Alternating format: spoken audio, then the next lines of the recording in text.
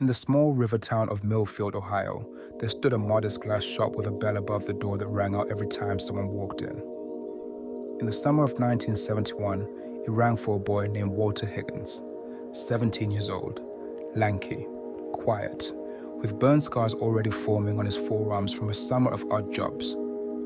He was looking for work, and the old man behind the furnace, a Frenchman named Armand Delacroix, looked him over for a long moment before handing him a blowpipe and saying only, "Do not drop this." Armand had been blowing glass in that shop for 40 years. He made bottles for the pharmacy, ornaments for the church bazaar, and, on quiet afternoons, delicate birds and flowers that sold to tourists passing through on the old river road. He was not a rich man. He did not want to be. But he believed fiercely in two things: that a craft done slowly and honestly would always find a buyer, and that money, like glass, needed heat and patience to take a shape worth keeping. Walter learned the trade the way you learn to swim in a cold river, by being pushed in. He burned his hands more times than he could count. He shattered 100 pieces before he made one that Armand nodded at instead of shaking his head. The shop smelled of wood smoke and hot sand every day of the year, and the furnace never went cold, not even on Christmas, because a cold furnace took 2 full days to bring back to working temperature. Walter learned to read the glow of the molten glass the way a farmer reads the sky, knowing by color alone whether it was ready to shape or needed another few seconds in the heat. Armand rarely praised him, but he rarely scolded him either, and in a boy who had grown up with very little of either at home, that steady, wordless attention became its own kind of education. By the time he was 22, his hands were steady, his eye was sharp, and Armand told him something that would matter more than any technique he had taught him. He said, "Walter, the shop pays your bills. It will never make you free. For that, you need another furnace, one that burns slow, for 50 years. That other furnace, Armand explained, was the stock market, though not the kind people gambled on. He meant a simple, boring index fund, the kind that owned a small sliver of every major company in the country. Armand had been putting a little aside every month since 1954, and he showed Walter the statement, the number larger than anything a small-town glass shop could ever explain. Walter was skeptical. He was a man who worked with his hands, who trusted what he could see and touch, and a piece of paper promising growth he could not watch happen felt like a stranger's promise. Armand only shrugged and said that glass too looked like nothing, while it was still just sand, and that some of the most valuable things in the world required believing in a process you could not see working. He trusted Armand more than he trusted his own doubts. And in the spring of 1975, 21 years old and freshly married to a school teacher named Dottie, Walter opened his own account and began setting aside $18 from every paycheck, without exception, without excuses. Dottie, for her part, never once complained about the $18 missing from the household budget, even in years when money was tight, because she had grown up watching her own father spend everything he earned the moment it arrived, and she had promised herself she would marry a man who thought further ahead than the next payday. He kept working glass. He and Dottie bought a small house 2 streets from the shop, and eventually took over the business when Armand's hands grew too unsteady to hold a pipe near open flame. Walter renamed nothing. The sign still read Delacroix Glassworks, because Walter believed a name earned trust that money alone could not buy. He raised the $18 a month, a little more every year, as raises came, as the shop grew steadier, and he never once touched what had been set aside, no matter how tempting a new truck or a family vacation might look. The first real test came in October of 1987, when Walter was 33 years old, and the stock market fell more in a single day than most men had ever seen in their lives. Neighbors who dabbled in stocks panicked, pulled their money out at the bottom, and swore off the market entirely. Walter came home that evening, sat at the kitchen table with Dottie, and asked her one question: "Did anyone stop buying glass today?" She said no. He nodded, made his usual deposit at the end of the month, exactly as he always had, and never mentioned the crash again. Years passed the way they do in small towns, quietly in the shape of birthdays and church suppers and the changing of the leaves. Walter and Dottie had a daughter, Margaret, who grew up smelling of wood smoke and hot glass, though she chose nursing instead of the family trade.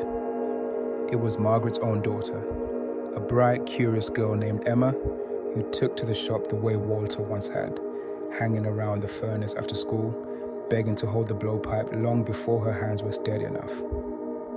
By the year 2000, Walter was 46, his hair going grey at the temples, his account no longer a modest sum, but a genuinely serious one, though he told no one, not even Margaret. When the dot-com crash arrived that spring and wiped out fortunes built on companies that had never turned a profit, Walter's boring, unglamorous fun dipped, but did not vanish, because it was never tied to a single dream, only to the whole slow engine of American industry. He kept depositing. He kept blowing glass.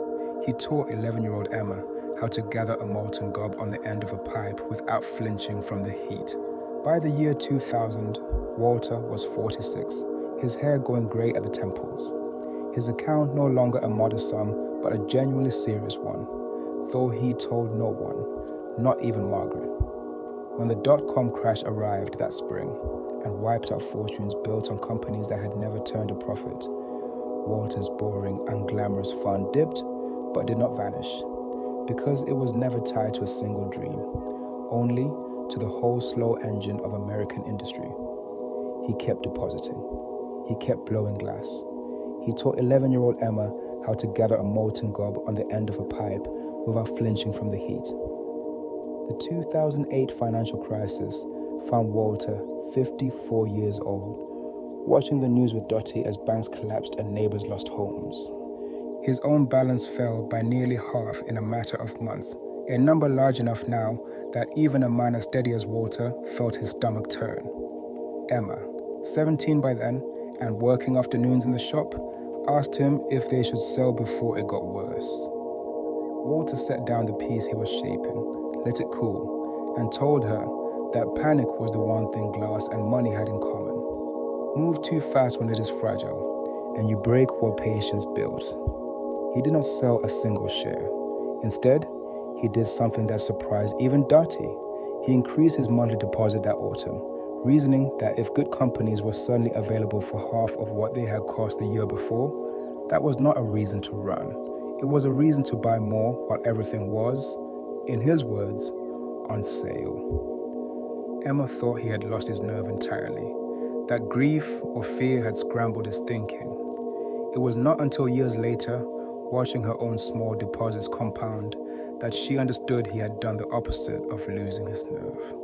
5 years later, the balance had not just recovered, it had climbed well past where it started. Armand died quietly in his sleep in the winter of 2009, 93 years old, leaving Walter a single envelope containing nothing but an old bank statement and a note that read, "You see now." Walter did see.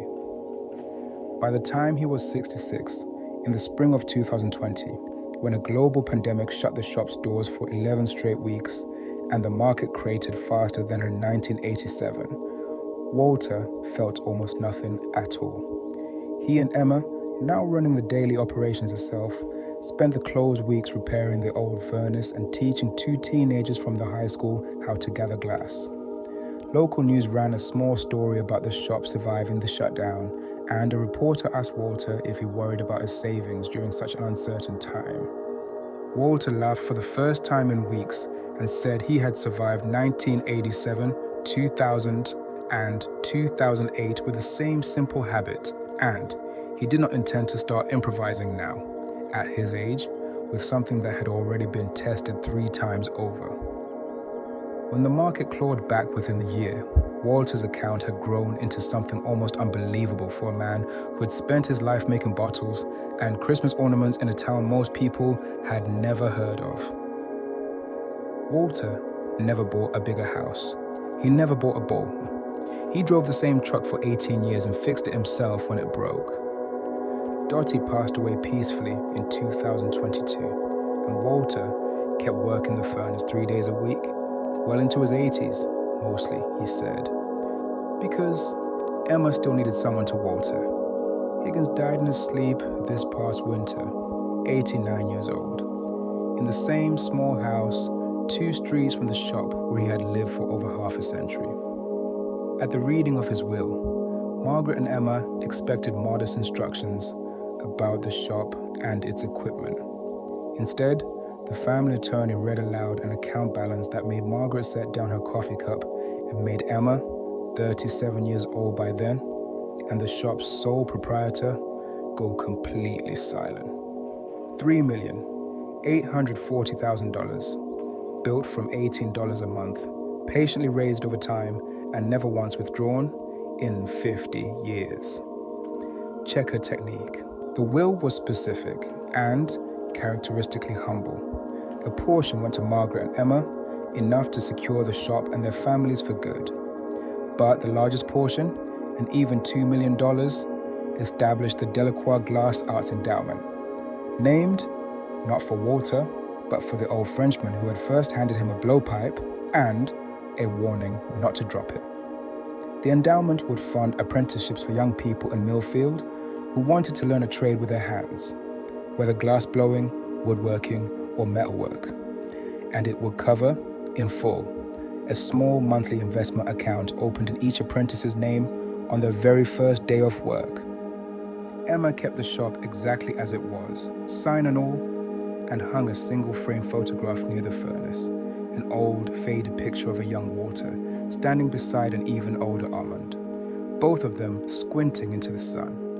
Beneath it, she placed a small brass plaque with words Walter had written himself, discovered folded inside that final envelope alongside his bank statement. It read simply, "The furnace is patient. So is the other one. Let both of them work." Millfield never became a wealthy town, and Emma never advertised what her grandfather had quietly built. Word of the endowment spread slowly, the way most true things do in small towns, through church bulletins and hardware store conversations rather than headlines. And within a few years, families from 3 counties over were sending their teenagers to Millfield hoping for one of the apprenticeship spots.